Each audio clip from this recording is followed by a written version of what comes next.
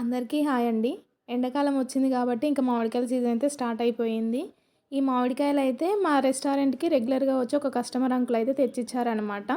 వీటిని చూడగానే నాకైతే చిన్నగా ముక్కలు కట్ చేసి పచ్చడి పెట్టాలనిపించింది. పచ్చి మామిడికాయలతో మీకు ఏ రెసిపీ అంటే ఇష్టం అనేది కామెంట్ చేయండి. నాకైతే ఈ మామిడికాయలతో మామిడికాయ పులిహోర అంటే చాలా ఇష్టము. అది కాకుండా ఇలా చిన్న చిన్న ముక్కలుగా కట్ చేసి పచ్చడి పెడితే చాలా టేస్టీగా ఉంటుందండి. ముందుగా నీట్‌గా కడుక్కొని వాటర్ తడి లేకుండా తుడిచేసుకొని చిన్న చిన్న ముక్కలుగా కట్ చేసుకోవాలి ఈ విధంగా.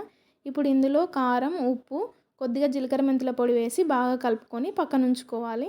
ఇప్పుడు దీనికోసం అయితే పోపు రెడీ చేసుకుందాము. దానికోసం ఒక కళాయి తీసుకొని అందులో సరిపడా ఆయిల్ వేసుకొని ఆయిల్ మంచిగా వేడైన తర్వాత అందులో ఎండుమిరపకాయలు, పచ్చి శనగపప్పు, అలాగే ఆవాలు, జీలకర్ర వేసుకొని ఫ్రై చేసుకోవాలి. అవి ఫ్రై అయిన తర్వాత పొట్టు తీసి పెట్టుకున్న వెల్లుల్లి రెబ్బలు వేసి కలుపుకోవాలి. వెల్లిపాయలు కొంచెం ఎక్కువగా వేసుకుంటే చాలా టేస్టీగా ఉంటుంది. మీలో ఎంతమందికి పచ్చడిలో ఎల్లిపాయలు అంటే బాగా ఇష్టం అనేది కామెంట్ చేసేసేయండి. ఇప్పుడు ఎల్లిపాయలు కాస్త ఫ్రై అయిన తర్వాత స్టవ్ ఆఫ్ చేసుకొని అందులో కొద్దిగా పసుపు వేసుకొని కాసేపు చల్లారనివ్వాలి.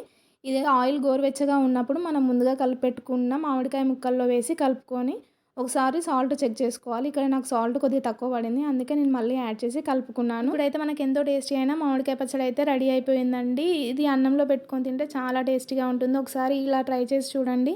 ఈ వీడియో కనుక నచ్చినట్లయితే ఒక లైక్ చేసి సబ్స్క్రైబ్ చేసి సపోర్ట్ చేయండి.